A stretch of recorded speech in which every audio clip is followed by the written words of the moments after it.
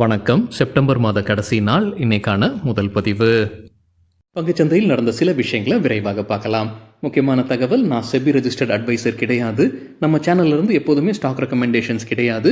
YouTube channel மட்டும் இல்லைங்க, மற்ற சோஷியல் மீடியா பிளாட்ஃபார்மான இன்ஸ்டாகிராம், வாட்ஸ்அப், டெலிகிராம்ல இருந்து கூட நாம ஸ்டாக் ரெக்கமெண்டேஷன்ஸ் வழங்குவதில்லை. மேலும் பணத்தை வாங்கிட்டு எந்த சேவையும் வழங்குவது இல்லை.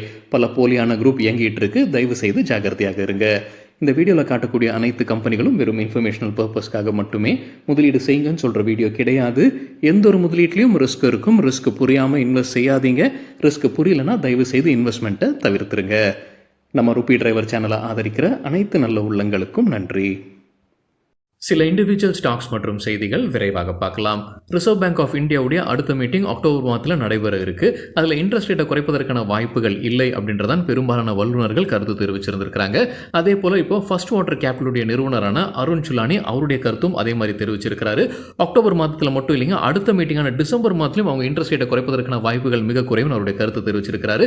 அதற்கான எந்த அறிகுறியும் அக்டோபர் மீட்டிங்கில் ஆர்பிஐ தெரிவிக்க மாட்டாங்கன்னு அப்டேட் கொடுத்திருக்கிறாரு ஃபர்ஸ்ட் வாட்டர் கேபிட்டலுடைய நிறுவனரான அருண் சுலானி.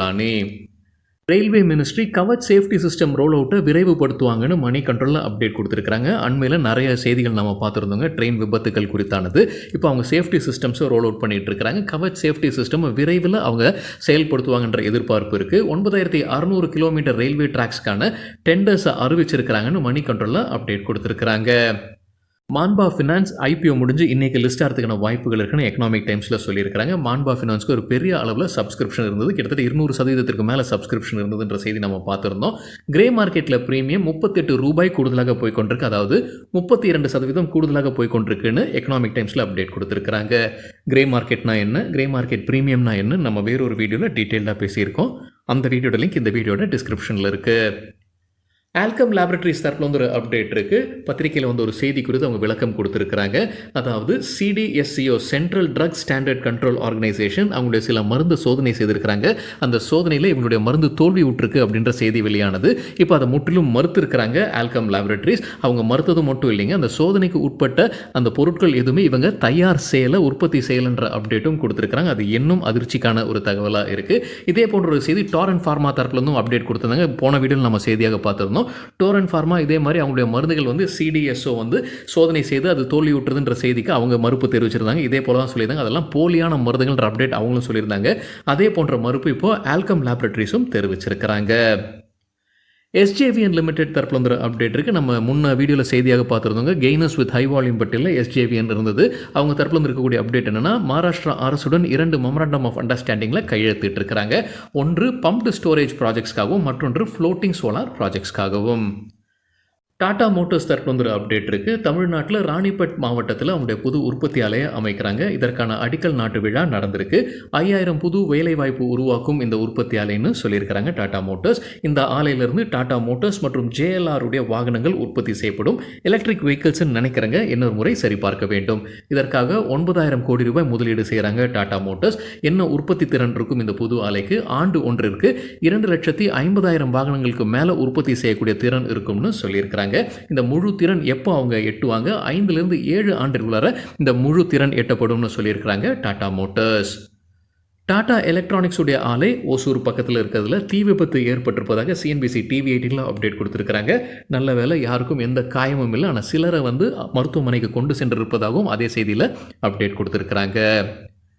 டாடா பவர் கம்பெனி குறித்து ஷேர்கான் பை ரேட்டிங் கொடுத்துருக்காங்க. எதிர்பார்க்குற டார்கெட் ₹540. தற்போதைய லெவலில் இருந்து 11% அதிகரிப்பதற்கான வாய்ப்பு இருக்குது. ஜைடஸ் லைஃப் சயின்ஸ் தரப்பில் ஒரு அப்டேட் இருக்குது. கம்பெனியுடைய ஒரு மருந்துக்கு United States food and drug administration ஒப்புதல் வழங்கியிருக்கிறாங்க. புரோஸ்டேட் கேன்சர் சிகிச்சைக்கு பயன்படுத்தக்கூடிய இந்த மருந்து அகமதாபாத் ஆலையிலிருந்து உற்பத்தி செய்யப்படும்னு சொல்லியிருக்கிறாங்க ஜைடஸ் லைஃப். லூப்பின் தரப்பில் ஒரு அப்டேட் இருக்குது. கம்பெனியுடைய பித்தாம்பூர் ஆலையில் United States food and drug administration ஆய்வு நடத்தி இருந்திருக்கிறாங்க. செப்டம்பர் 16 தேதியிலிருந்து 27 வரைக்கும் 3 அப்சர்வேஷன்ஸ் கொடுத்துருக்காங்க. விரைவில் அது சரி செய்யப்படும்னு சொல்லியிருக்கிறாங்க லூப்பின். ரிலையன்ஸ் பவர் குறித்து மணி கண்ட்ரோல்லேருந்து கிடைத்த ஒரு தகவல், வெள்ளிக்கிழமை 5% அப்பர் சர்க்கியூட்டை எட்டியிருக்கு. தொடர்ந்து 8வது நாளாக இது அப்பர் சர்க்கியூட்டை எட்டிக்கிட்டு இருக்குன்னு சொல்லியிருக்கிறாங்க மணி கண்ட்ரோலில். இந்த ஆண்டு இது வரைக்கும் கம்பெனியுடைய ஷேர் பிரைஸ் இரட்டிப்பாயிருக்குன்னு அதே செய்தியில் சொல்லியிருக்கிறாங்க. நுவாமா கம்பெனியுடைய ஷேர்ஸை மார்கன் ஸ்டான்லி ஏஷியா சிங்கப்பூர் வெள்ளிக்கிழமை வாங்கியிருக்கிறாங்க. 3.42 லட்சம் ஈக்விட்டி ஷேர்ஸ். ஒரு ஷேர் விலை ₹6,702.60. கோல்ட்மேன் சாக்ஸும் வாங்கியிருக்கிறாங்க. 3.24 லட்சம் ஈக்விட்டி ஷேர்ஸ். ஒரு ஷேர் விலை ₹6,702.60. ஸ்மால் கேப் வேர்ல்ட் ஃபண்ட் வாங்கியிருக்கிறாங்க 11,75,000 ஷேர்ஸ் அதே விலைக்கு. அதே போல் யார் விற்பனை செய்திருக்கிறாங்க, இந்த செய்தி நம்ம முன்னே பார்த்துருந்தாங்க. ஈடல் ஃபினான்ஸ் விற்பனை செய்வதற்கான வாய்ப்புகள் இருக்குன்னு ஸ்டாக் எக்ஸ்சேஞ்சில் உறுதி செய்திருக்கிறாங்க. ஈடல் ஃபினான்ஸ் விற்பனை செய்திருக்கிறாங்க 5 லட்சம் equity ஷேர்ஸ். அதே போல் இகேப் ஈக்விட்டிஸும் விற்பனை செய்வாங்கன்னு சொல்லியிருந்தாங்க. அதையும் உறுதி செய்யப்பட்டிருக்கு. ஸ்டாக் எக்ஸ்சேஞ்சிலிருந்து கிடைத்த டேட்டா 17,09,707 equity ஷேர்ஸை அவங்க விற்பனை செய்திருக்கிறாங்க வெள்ளிக்கிழமை. GMM Pfaudler கம்பெனியுடைய ஷேர்ஸை HDFC மியூச்சுவல் ஃபண்ட் வாங்கியிருக்கிறாங்க. செப்டம்பர் 26ஆம் தேதி அவங்களுடைய ஸ்டேக்கை உயர்த்துறாங்க. 5%லிருந்து 7% உயர்த்தி இருக்கிறாங்க.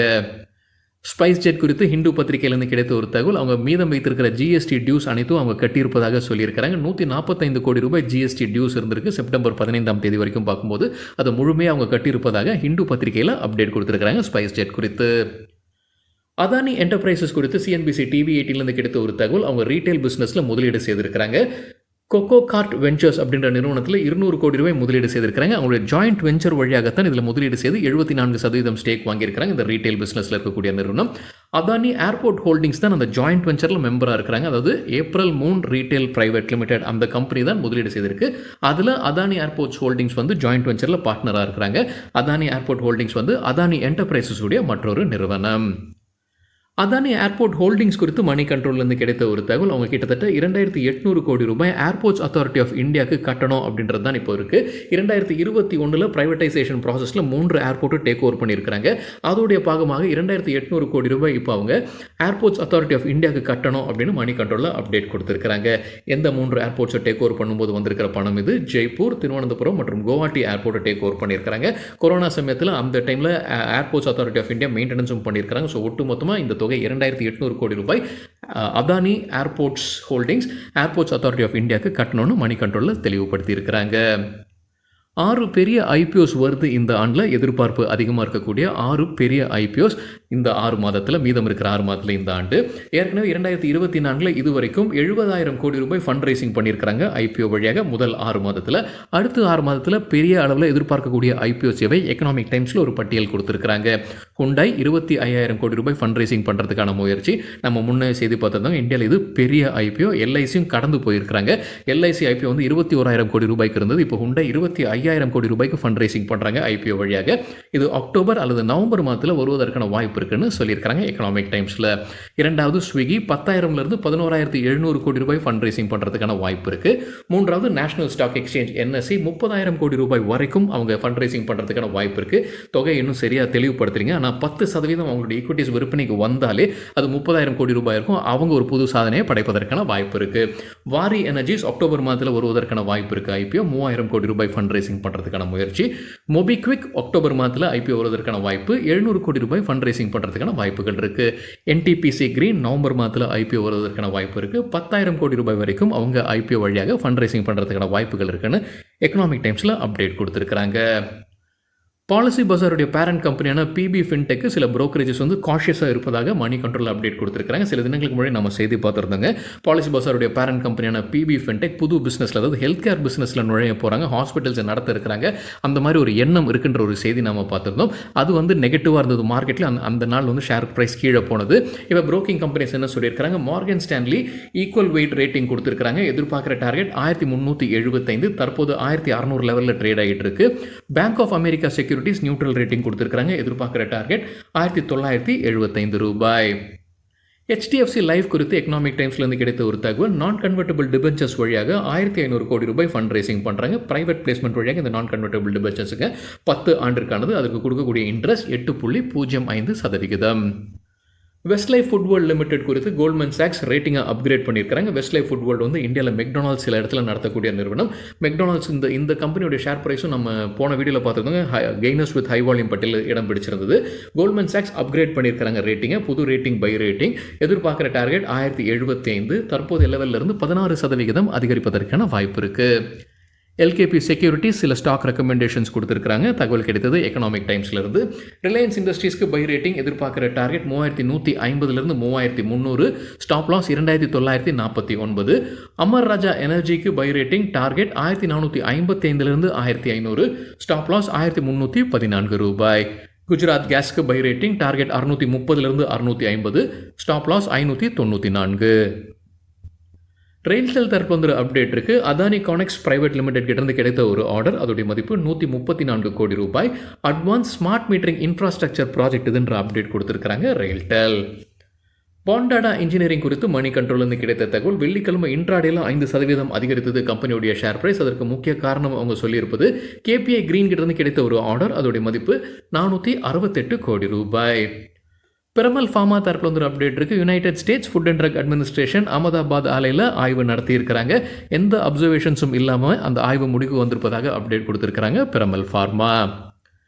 என்எஸ்சி டிரான்சாக்ஷன் ஃபீஸில் மாற்றம் கொண்டு வந்திருக்கிறாங்க. பிஸ்னஸ் டுடேலேருந்து கிடைத்த தகவல். அக்டோபர் 1ஆம் தேதியிலிருந்து இது அமலுக்கு வருது. என்னென்ன மாற்றங்கள்? கேஷ் மார்க்கெட்டில் இப்போது 1 லட்சம் ரூபாய் ட்ரேடட் வேல்யூக்கு ₹2.97 அவங்க சார்ஜ் பண்ணுறாங்க டிரான்சாக்ஷன் ஃபீயாக. இக்விட்டிஸ் ஃபியூச்சர்ஸில் 1 லட்சம் ட்ரேடட் வேல்யூக்கு ₹1 லட்சம் ட்ரேடட் வேல்யூக்கு ₹1.73 சார்ஜ் பண்ணுறாங்க. இது பை செல் ரெண்டுக்கும் சார்ஜ் பண்ணுறாங்க. அதுதான் ஈச் சைடுன்னு கொடுத்துருக்காங்க. இக்விட்டி ஆப்ஷன்ஸ்க்கு வந்து ப்ரீமியம் வேல்யூ ₹1 லட்சம் ₹35.03 சார்ஜ் பண்ணுறாங்க. இரண்டுத்துக்குமே சார்ஜ் பண்ணுவாங்க. ஒன்று பைக்கும் சார்ஜ் பண்ணுவாங்க, செல்லுக்கும் சார்ஜ் பண்ணுறாங்க. அதே போல் பிஎஸ்சிலையும் சில சேஞ்சஸ் கொண்டு வந்திருக்கிறாங்க டிரான்சாக்ஷன் சார்ஜஸ்க்கு. சென்செக்ஸ் மற்றும் பேங்க் எக்ஸ் உடைய ஆப்ஷன்ஸ் கான்ட்ராக்டில் தான் மாற்றம் கொண்டு வந்திருக்கிறாங்க பிஎஸ்சி. இப்போ புது சார்ஜ் எவ்வளோன்னா ப்ரீமியம் டர்ன் ஓவர் ₹1 கோடி ₹3250 சார்ஜ் பண்ணுறாங்க. மற்ற ஈக்விட்டி டெரிவேட்டிவ்ஸ்க்கு எல்லாமே எதுவுமே மாற்றம் இல்லாமல் இருக்குது. ₹1 கோடி ப்ரீமியம் டர்ன் ஓவர்ஸ்க்கு ₹500 சார்ஜ் பண்ணுறாங்க. பயோகான் தரப்பில் வந்து அப்டேட் இருக்குது. United States food and drug Administration பயோகானுடைய சப்சிடரி நிறுவனமான பயோகான் பயாலஜிக்ஸ் உடைய மலேசியா ஆலையில் ஆய்வு நடத்தியிருக்கிறாங்க. செப்டம்பர் 17 செப்டம்பர் 27 5 அப்சர்வேஷன்ஸ் போடப்பட்டிருக்கு. அதே போல் இந்தியாவில் இருக்கக்கூடிய கர்நாடகா ஆலையில் ஆய்வு நடத்தியிருக்கிறாங்க. செப்டம்பர் 23 செப்டம்பர் 27 4 அப்சர்வேஷன்ஸ் கொடுத்துருக்காங்க United States food and drug Administration. Bonanza portfolio சில ஸ்டாக் ரெக்கமெண்டேஷன்ஸ் கொடுத்துருக்காங்க. தகவல் கிடைத்தது எக்கனாமிக் டைம்ஸ்லேருந்து.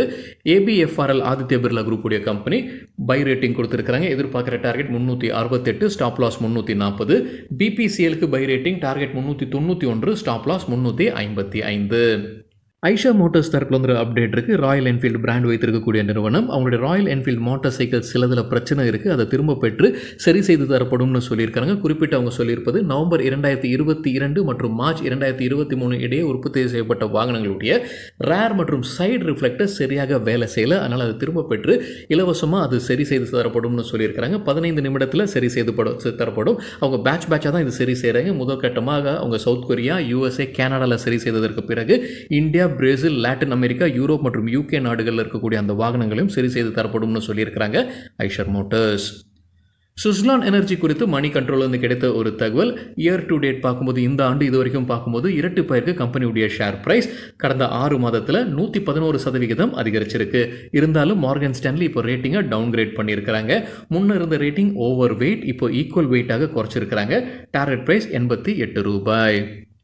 கிராம்ப்டன் கிரீவ்ஸ் கன்சூமர் எலக்ட்ரிக்கல்ஸ்க்கு பிரபுதாஸ் லீலாதர் பை ரேட்டிங் கொடுத்துருக்காங்க. எதிர்பார்க்குற டார்கெட் ₹536.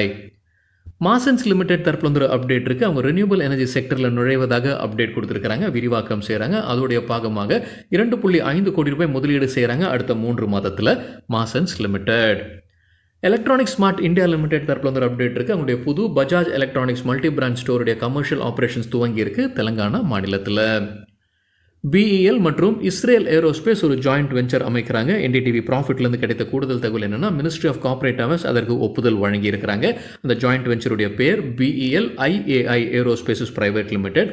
எதற்காக இந்த ஜாயிண்ட் வெஞ்சர்? இந்தியாவில் இருக்கக்கூடிய medium range surface to air missile systems உடைய ரிப்பேர் மற்றும் மெயின்டெனன்ஸ்க்காகத்தான் இந்த ஜாயிண்ட் வெஞ்சர் என்ற அப்டேட் என்டிடிவி ப்ராஃபிட்டில் கொடுத்துருக்காங்க. ஹிந்த் ரெக்டிஃபயர்ஸ் தரப்பில் வந்து அப்டேட் இருக்குது. இந்தியன் ரயில்வேஸ் கிட்டேருந்து கிடைத்த ஒரு ஆர்டர். அதோடைய மதிப்பு ₹98 கோடி. 6 ஆட்டோ ஸ்டாக்ஸ் புதிதாக 52 வார ஹையை எட்டிருக்கு வெள்ளிக்கிழமை. கடந்த 1 மாதத்தில் பார்க்கும்போது 20% அதிகரிச்சிருக்கு. எக்கனாமிக் டைம்ஸ்லேருந்து கிடைத்த பட்டியல். 6 ஆட்டோ ஸ்டாக்ஸ் புதிதாக 52 வார ஹையும் எட்டிருக்கு. 20% அதிகரிச்சிருக்கு 1 மாதத்தில். பஜாஜ் ஆட்டோ கடந்த 1 மாதத்தில் 20% அதிகரிச்சிருக்கு. பாஷ் 16% அதிகரிச்சிருக்கு. Mahindra and Mahindra 14%. Samvardhana Motherson international 9%. TVS motor company 6% அதிகரிச்சிருக்கு. ஐஷர் மோட்டார்ஸ் 4% அதிகரிச்சிருக்கு. சரிங்க, இதுதான் சில விஷயங்கள் என்னுடைய பார்வைக்கு எட்டியது. நன்றி, வணக்கம்.